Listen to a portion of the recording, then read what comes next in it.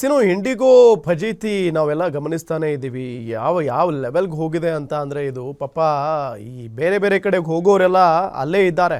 ಜೊತೆಗೆ ಮಾರ್ಕೆಟ್ ಥರ ಆಗೋಗಿದೆ ಏರ್ಪೋರ್ಟ್ ಅಕ್ಷರಶಃ. ಅದನ್ನು ನೋಡಿಬಿಟ್ರೆ ಇದೇನು ಏರ್ಪೋರ್ಟಾ ಅಥವಾ ಮಾರ್ಕೆಟಾ ಅನ್ನೋ ಲೆವೆಲ್ಗೆ ನಾವೇ ಮಾತಾಡ್ಕೊಳ್ತೀವಿ, ಹಂಗಿದೆ ಪರಿಸ್ಥಿತಿ. ಏರ್ಪೋರ್ಟ್ನಲ್ಲಿ ಎಲ್ಲಿ ನೋಡಿದರೂ ಕೂಡ ರಾಶಿ ರಾಶಿ ಲಗೇಜ್ಗಳು ಕಾಣಿಸ್ತವೆ. ಯಾವ ಕಡೆ ನೋಡಿದರೂ ಕೂಡ ಸೂಟ್ ಕೇಸ್ಗಳಿದ್ದಾವೆ, ಬ್ಯಾಗ್ಗಳು ಕಾಣಿಸ್ತವೆ. ಯಾಕೆ ಹಿಂಗಾಗ್ತಾ ಇದೆ ಇಂಡಿಗೋ ವಿಮಾನ? ಏನು ಪರಿಸ್ಥಿತಿ, ಏನು ಸಮಸ್ಯೆ ಆಗಿದೆ? ಒಂದು ಕಡೆ ಪಾಪ ಬೇರೆ ಬೇರೆ ಕಡೆಗೆ ಹೋಗೋರು, ಬೇರೆ ಬೇರೆ ರಾಜ್ಯಗಳಿಗೆ ಹೋಗೋರು, ಬೇರೆ ಬೇರೆ ದೇಶಗಳಿಗೆ ಹೋಗೋರು ಪರಿಸ್ಥಿತಿ ಹೆಂಗಿದೆ ಅಂದರೆ ಅಲ್ಲೇ ಕಾಯ್ಕೊಂಡು ಕೂತಿದ್ದಾರೆ. ಈ ಬಸ್ಗೆ ಕಾಯ್ತಾರಲ್ಲ ಹಂಗೆ. ಕೆಂಪೇಗೌಡ ಏರ್ಪೋರ್ಟ್ನಲ್ಲಿ ಜನವೋ ಜನ. ಲಗೇಜ್ಗಳಿಗೆ ಕಾಯುತ್ತಾ ಪ್ರಯಾಣಿಕರು ನಿಂತ್ಕೊಂಡಿದ್ದಾರೆ. ಲಗೇಜ್ಗಳಿಗೆ ಕಾಯುತ್ತಾ ನಿಂತ್ಕೊಂಡಿದ್ದಾರೆ ಪ್ರಯಾಣಿಕರು. ಲಗೇಜ್ಗಳನ್ನು ಪ್ರಯಾಣಿಕರಿಗೆ ಹಸ್ತಾಂತರಿಸದ ಇಂಡಿಗೋ ಸಂಸ್ಥೆ ಈಗಾಗಲೇ ಹಸ್ತಾಂತರ ಮಾಡಿದೆ. ತಮ್ಮ ಲಗೇಜ್ಗಾಗಿ ಬೆಳಗ್ಗೆಯಿಂದ ಪರದಾಡ್ತಾ ಇದ್ದಾರೆ ಪ್ರಯಾಣಿಕರು. ಬೆಲೆ ಬಾಳುವ ವಸ್ತುಗಳು ಇರುವ ಕಾರಣ ಲಗೇಜ್ ಮಿಸ್ ಆಗುವಂತ ಆತಂಕ ಇದೆ ಪಾಪ. ಬೆಳಗ್ಗೆಯಿಂದಲೇ ಲಗೇಜ್ಗಾಗಿ ಕಾದು ಕಾದು ಸುಸ್ತಾಗಿದ್ದಾರೆ ಪಾಪ ಜನ. ಡಿಪಾರ್ಚರ್ ಗೇಟ್ಗಳ ಬಳಿಯೂ ಪ್ರಯಾಣಿಕರ ದಂಡಿದೆ. ವಿಮಾನ ನಿಲ್ದಾಣದಲ್ಲಿ ಲಗೇಜ್ಗಳಿಗಾಗಿ ಪ್ರಯಾಣಿಕರು ಸರ್ಕಸ್ ಮಾಡ್ತಾ ಇದ್ದಾರೆ ಪಾಪ.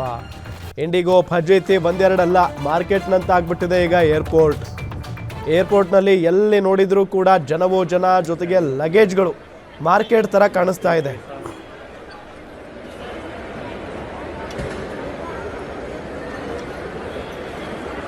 सहयोग नहीं है, यात्री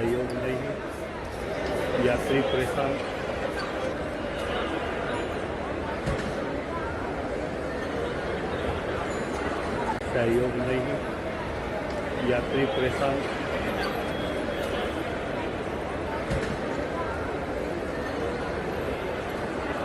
सहयोग नहीं है, यात्री परेशान।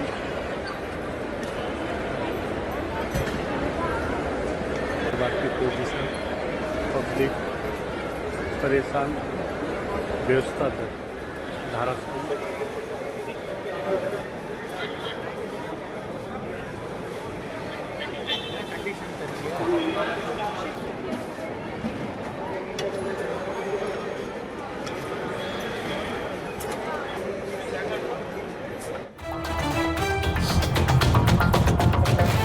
ಇಂಡಿಗೋ ಫ್ಲೈಟ್ ಕ್ಯಾನ್ಸಲ್ ಎಫೆಕ್ಟ್ ದೊಡ್ಡ ಮಟ್ಟದಲ್ಲಾಗಿದೆ. ಬೇರೆ ವಿಮಾನಗಳ ಪ್ರಯಾಣಿಕರಿಗೂ ಕೂಡ ಬಿಸಿ ತಟ್ಟಿದೆ. ಗಗನಕ್ಕೇರಿದ ಬೇರೆ ವಿಮಾನಗಳ ticket rate. Air India, star air, Akash air ticket ದರ ಹೆಚ್ಚಳವಾಗಿದೆ.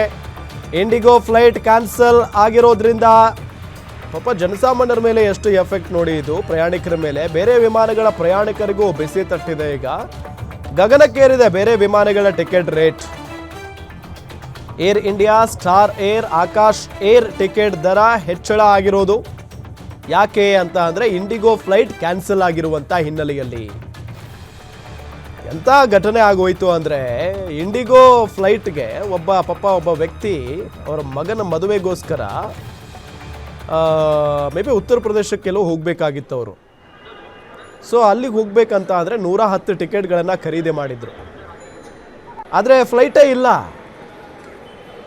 ಇಲ್ಲ ಅವರಿಗೆ. ಸೊ 110 ಜನ ಕಾದು ಕೂತ್ಕೊಂಡಿದ್ರು. ಅದಾದ ನಂತರ ಬೇರೆ ಬೇರೆ ಕಡೆಗೂ ಇದೇ ಸಮಸ್ಯೆ ಆಗೋಗಿದೆ.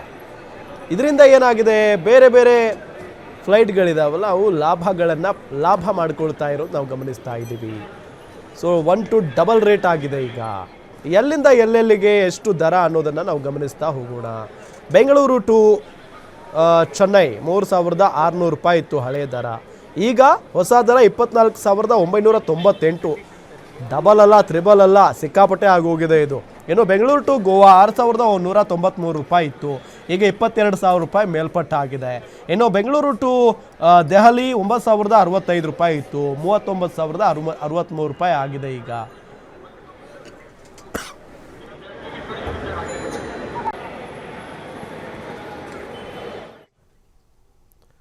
IndiGo flight cancel effect. IndiGo ಫ್ಲೈಟ್ಗೆ ಹತ್ತುವ ಪ್ರಯಾಣಿಕರಿಲ್ಲದೆ ಖಾಲಿ ಸಂಚಾರ ಮಾಡಿದ ಕೆಲವು ವಿಮಾನಗಳು.